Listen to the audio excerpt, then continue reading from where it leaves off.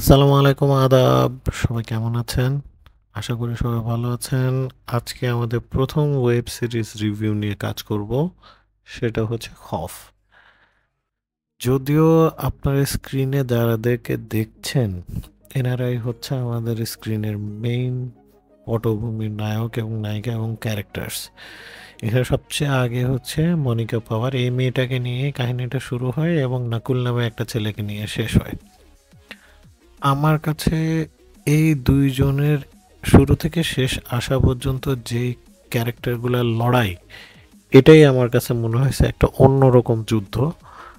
তো আসলে হয় কি, এই পুরা ঘটনাটা হচ্ছে একটা মেয়েকে নিয়ে যে শহরের মধ্যে একা আসে, তার বয়ফ্রেন্ড থাকে, তার সাথে সে থাকতে পারে না, সেও একটা জব করে, সেও একটা জব করে, দুজনে মিলে যে সংগ্রাম, নতুন শহরে আসার যে যুদ্ধ, এটাই তুলে ধরা হয়। কিন্তু এই মেয়েটার দুইটা পার্ট আছে। একটা পার্ট হচ্ছে তার পাস্টে একটা ট্রমা ছিল। শিবালি মানে শি ওয়াজ সেক্সুয়ালি অ্যাবিউজড। তো আমার কাছে মনে হয়েছে যে এটাই তাকে পুরা ফিল্ম হোক আর পুরা একবারে কাহিনীতে হন্ট করে বেড়ায়। তো এবং সে আস্তে আস্তে সব কিছু ভুলে শহরে চলে আসে, তার বয়ফ্রেন্ডের সাথে থাকা শুরু করে, একটা নতুন বাসা নেয়, নতুন জব হয় এবং আস্তে আস্তে সে এন্টার করে তার নতুন লাইফে। ওই ফ্লোরে বা যে হোস্টেলে সে থাকতে আসে সেই ঘরে একটা ঘটনা ঘটে এবং আশেপাশে যা তার রুমমেট তারা তাকে আসলে খুব একটা পছন্দ করে না এবং তারা চায় সে চলে যাক। তো হোস্টেলে ওয়ার্ডেন অনেকবার ওয়ার্নিং দিয়ে রাখে এবং আস্তে আস্তে সেই মেয়েটা থাকতে থাকতে, মানে মধু নামে যে মেয়েটা ওখানে আসছিল শহর থেকে, গ্রাম থেকে, তো বুঝতে পারে যে তার আশেপাশে কিছু একটা আছে এবং এই মেয়েগুলা কোনো একটা অজানা কারণে হোক, যখনই হোস্টেলের বাইরে বের হতে যায় একটা সমস্যা শুরু হয়ে যায়। এরপর আমরা আস্তে আস্তে আরও কয়েকটা ক্যারেক্টার দেখতে থাকি। একটা পুলিশ থাকে, তার ছেলে হারিয়ে যাওয়া ছেলেকে খুঁজতে থাকে। একজন হাকিম থাকে, সে বিভিন্ন মানুষের আয়ুর্বেদিক চিকিৎসা করে থাকে। বেসিক্যালি আমরা লাস্টে যেটা বুঝতে পারবো যে সে আসলে তার সিকনেস বা অসুস্থতা দূর করানোর জন্য বিভিন্ন কম বয়সী মেয়েদেরকে খুন করতে থাকছিল এবং সে আসলে একটা বডি খুঁজতেছিল যার মাধ্যমে তার অসুস্থতা দূর হবে, ভেসেলের মাধ্যমে ইউজ করে। Kind of he is a black magician or something like that. এদিকে মনিকা পাওয়ার এই ঘটনাটা, মানে মধুর যে ঘটনাটা, তার রুমমেটরা বুঝতে পারে যে তাকে এখান থেকে বের করতে হবে। সেটার জন্য সে জি জান সে মানে তার রুমমেটরা অনেকভাবেই চেষ্টা করতে থাকে। লাস্টে এই রুমের মধ্যে যখন উল্টাপাল্টা ঘটনাগুলো ঘটে, মানে ভৌতিক ঘটনা আর কি, দরজা বন্ধ হয়ে যাওয়া আস্তে আস্তে, কিন্তু এটা কিন্তু ভয়ঙ্কর সুন্দরভাবে দেখানো হয়েছে। মানে এটা কিন্তু ওই যে হরর মুভির মতো দেখানো হয়নি। হরর মুভিতে আমরা দেখছি আর সারা জীবন দরজা লেগে যায়, তারপরে মানে একটা অদ্ভুত টাইপের কিরকম বিচ্ছিরি একটা চেহারা চলে আসে, কিন্তু এটা কিন্তু ওটা না। এটা তারা এত সুন্দর করে ভয়টা ক্রিয়েট করছে। আপনার পুরা ছবিটা যখন দেখবেন বা ওয়েব সিরিজগুলো দেখবেন, তখন আপনার অস্বস্তি লেগে যাবে। পুরো রাত দেখলে তো মনে হবে যে আমার পাশেই কেউ আছে। কিন্তু মানে এটা আপনার মাথাকে নিয়ে কিন্তু ভালোভাবে খেলবে আর কি। কোনো জাম্প স্কেয়ার্স নাই, কিন্তু একটা ঘটনার ক্রমে কালে কালে কালে কালে কালে, যেহেতু ৮টা এপিসোড, প্রথম 4টাতেই ক্যারেক্টার রিভিল হয় অনেকভাবেই। কিন্তু আসল মজা পাবেন হচ্ছে আপনি ৫, ৬, ৭, ৮ এই পর্বগুলো দেখলে। এক একটা পর্ব কিন্তু নিয়ে ১ ঘন্টার। তো প্রত্যেকেই কিন্তু অসম্ভব ভালো অভিনয় করছে, কেউ কম না। এবং they are not well established actors, but they have worked in very very good films or web series. তো আমার কাছে মনে হয়েছে যে তাদের ইউটিলাইজ করা হয়েছে এবং এবং প্রত্যেকে কেউই কম না। প্রত্যেকটা ক্যারেক্টার খুব সুন্দর করে করা হয়েছে, টাইম নিয়ে করা হয়েছে, স্ক্রিপ্টিং খুব সুন্দর ছিল, এনভায়রনমেন্ট, সেট ডিরেকশন।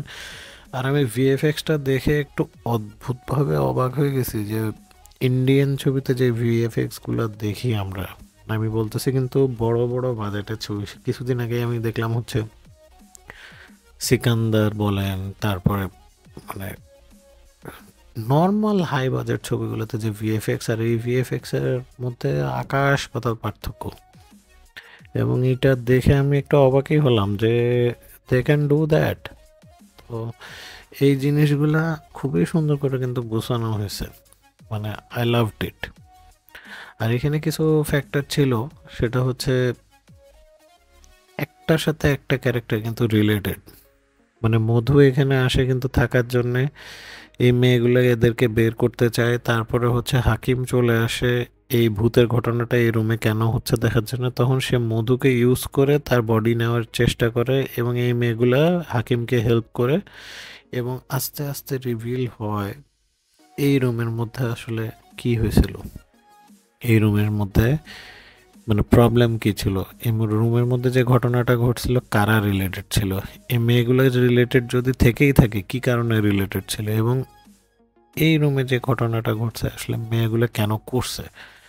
তো হাকিম এই জিনিসগুলো আসলে ভালোভাবে বুঝে যায় রাজা তরোরা।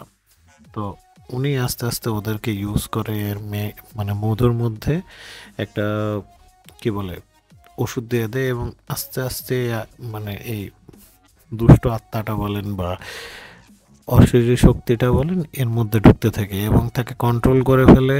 এবং মধু কিন্তু আসলে তার বদলাটা নেয়।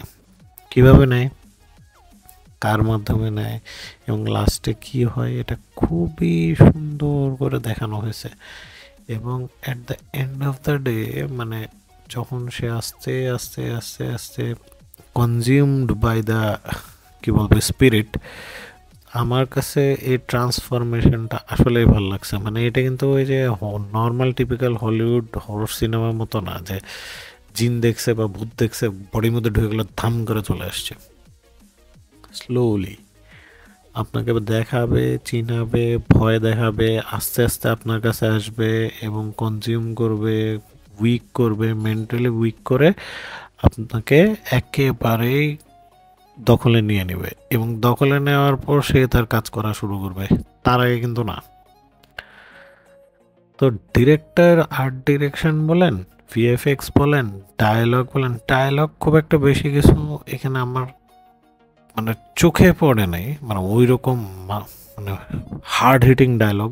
কিন্তু এনভায়রনমেন্টটা যেভাবে সেট করছে, বিশেষ করে রাজা তারোরা যেভাবে আস্তে আস্তে আস্তে আস্তে সিরিয়াল কিলিংগুলো করে, মধু যেভাবে আস্তে আস্তে অনেক কিছু বোঝার চেষ্টা করে বুঝতে পারে না, তারপর কনস্টেবল তার ছেলেকে খুঁজতে থাকে, কিভাবে রাজা তারোরার কাছে আসে এবং সে পুলিশকে মানে হাকিম যিনি রাজা তারোরা কিভাবে পুলিশকে আসলে ঘোল খাওয়ায়, তার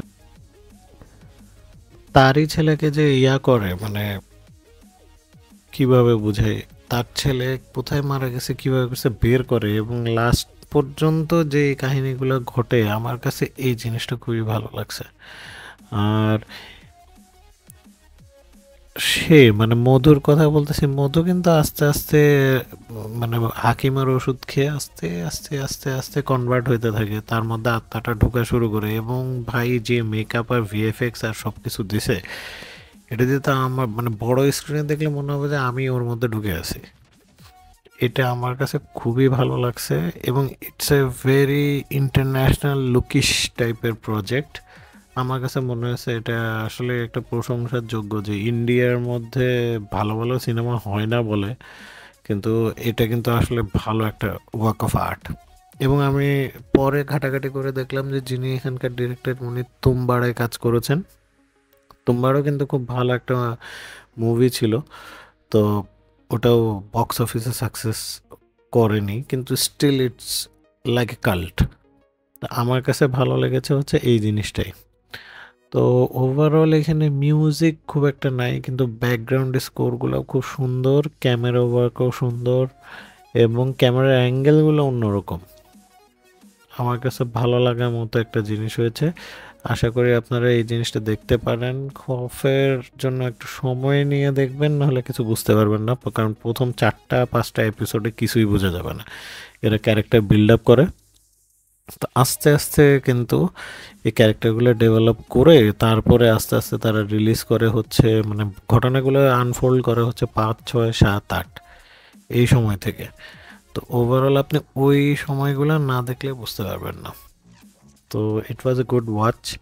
thank you very much for staying with me right now, কারণ অনেক বকবক করি। আমাদের চ্যানেল সাবস্ক্রাইব করার জন্য অশেষ ধন্যবাদ, ভিডিওটা দেখার জন্য অশেষ ধন্যবাদ। আর আপনাদের কমেন্ট আশা করতেছি, আমি কমেন্ট, লাইক, শেয়ার অ্যান্ড বিশেষ করে সাবস্ক্রাইব আশা করতেছি, নাহলে আমরা কিন্তু আগাতে পারবো না। সো আশা করি আপনারা আমাদের সাথে থাকবেন, এই খফ ওয়েব সিরিজটা দেখবেন। ভালো থাকবেন। আসসালামু আলাইকুম, আদাব।